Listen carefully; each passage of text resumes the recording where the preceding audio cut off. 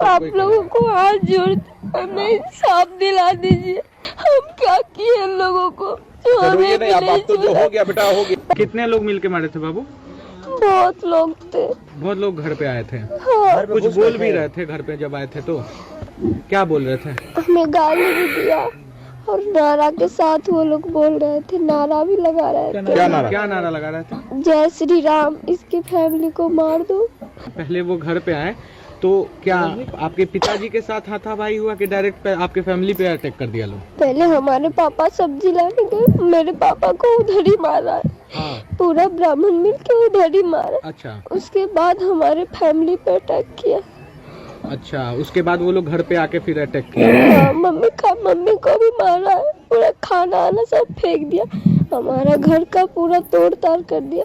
हमारी एक सिस्टर है जिसका शादी होने वाला था, उसका जो सामान सब लूट लिया उन लोगों ने।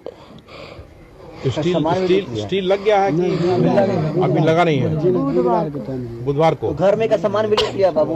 हाँ, सब कुछ लूट लिया, सब कुछ मेरी मम्मी को भी मारा। यहाँ डॉक्टर कौन है यहाँ पे? राहत मिल रहा है आपको स्वास्थ्य? डॉक्टर लोग आते हैं यहाँ पे चेक करने अच्छे से? हाँ, आते। कोई दिक्कत यहाँ पे नहीं ना हो रहा है? नहीं, तुम रो मत, उन लोगों पे कार्रवाई कानून भी करेगा और सब आप कोई लोगों को हाथ जोड़ हमें इंसाफ दिला दीजिए। अच्छा, हम अब आए हैं ना, दिक्कत नहीं होगा, सब इंसाफ मिलेगा तुमको। जो गलत किया है उसको सजा मिलेगा और आपको इंसाफ मिलेगा और आपका इलाज बेहतर हो, उसके लिए हम डॉक्टर से ही बात करते हैं। हम क्या किए इन लोगों को जो चलो ये हमें नहीं, अब तो जो हो गया बेटा हो गया। आपको सही होना है, आपका इलाज अच्छे से होना है, रोइए मत, आपका पीड़ा हम समझ सकते हैं। हमारे पापा तो वही कमाते थे, उनको ही मार डाला, वो इतना घायल है, उसका कपार फाड़ दिया। अच्छा, ठीक है, आप पापा से अभी मिलते हैं।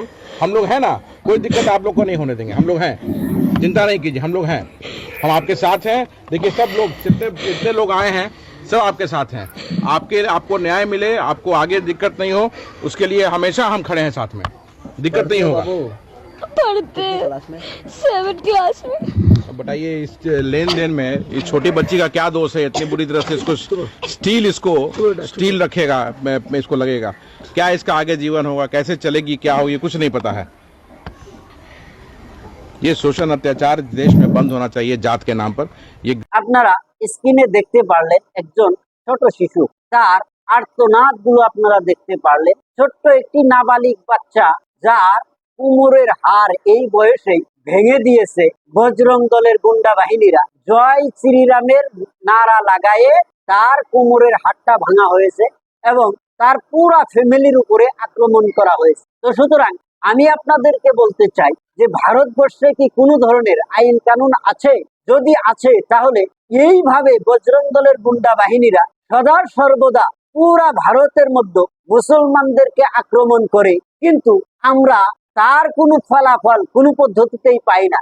আজকে যদি কোনো মুসলমান হিন্দুকে এইভাবে আক্রমণ করে তাহলে তাকে সাথে সাথে এনকাউন্টার করা হয়, গুলি করে মেরে ফেলে দেওয়া হয়, চাহে সে দোষী হোক বা না হোক। কোর্টের থেকে জাজমেন্ট আসার আগে ওই ব্যক্তিকে গুলি করে হত্যা করে দেওয়া হয়। কিন্তু এই বজরং দলের কারকাণ্ডতে বর্তমান সময়ে ভারতবর্ষের মুসলমানরা হাইরান এবং প্রেশান হয়ে গিয়েছে।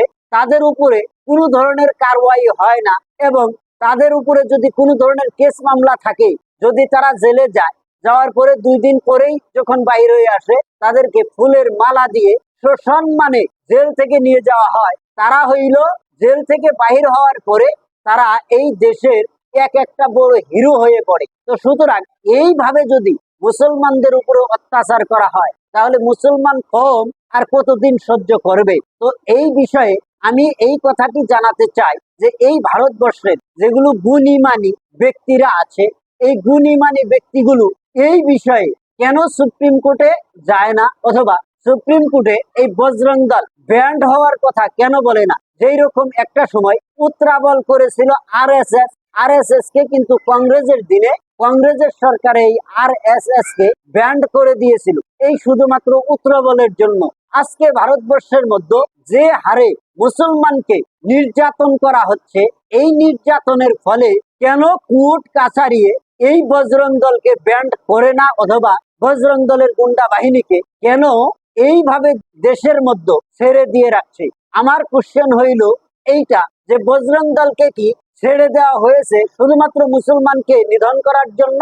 কিন্তু একটা বস্তু জেনে রাখাই ভালো, যে এই বজরং দলের উৎপাত যদি এই হারেই চলে থাকে, মুসলমানরা আর আইন এবং কানুনের উপরে কতদিন বিশ্বাস করে বসে থাকবে? কারণ তাদের উপরে নির্যাতন হয়েই থাকবে। তারা কোর্ট এবং কাছারির উপরে কতদিন আর বিশ্বাস করবে বা ভরসা করবে? তো সুতরাং আমি এইটা বলতে চাই বিভিন্ন কোর্ট এবং কাছারির মাধ্যমে, যে এই বজরং দল নামক যে গুন্ডা বাহিনীর সংস্থাটা আছে, এই সংস্থাকে ব্যান্ড করা অত্যন্ত জরুরি ভারতবর্ষের একতা অথবা মিলাপ্রীতির জন্য। যদি ভারতবর্ষের আইন এবং কানুন চায় যে ভারতবর্ষের মধ্যে আইন এবং কানুনের রাজ চলুক, তাহলে এই বজরং দলকে ব্যান্ড না করা পর্যন্ত এই ভারতবর্ষের মধ্যে কোনো পদ্ধতিতেই কোনো পদ্ধতিতেই শান্তি আসবে না অথবা একতা থাকবে না। তো সুতরাং আমি আপনাদেরকে এইটা বলতে চাই, যে যে জায়গা থেকেই আমার ভিডিওটা দেখছেন অথবা যে যে এরিয়াতেই থাকেন, সব হিন্দু এবং মুসলিম একসাথে মিলে থাকবেন।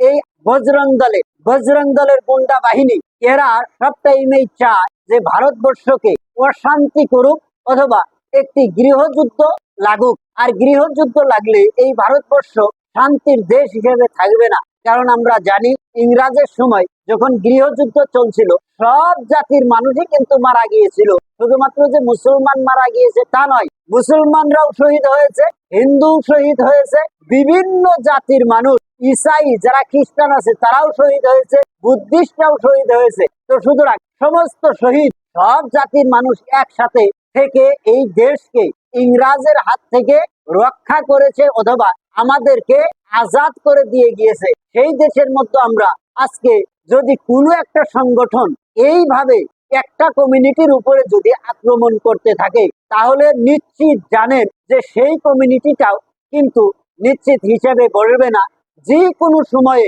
মহল কিন্তু খারাপ হয়ে যেতে পারে।